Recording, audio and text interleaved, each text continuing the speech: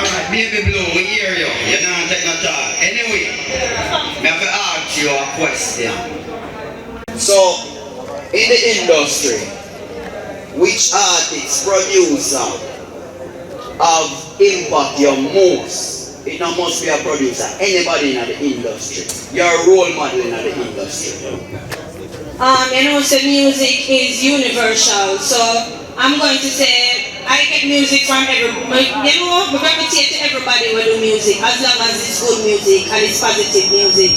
Because every day you want to hear about gunshot of fire and room ram and all of them something there. Because there's more to life than that. Because momentary pleasure is just momentary pleasure. So we have to look on life as a broader band. So you know, I love Michael Jackson, Whitney Houston, I love Buju Banton. Can't forget Bob Marley, because you have to talk about all of the positive people them where make a positive impact on life in general, you know?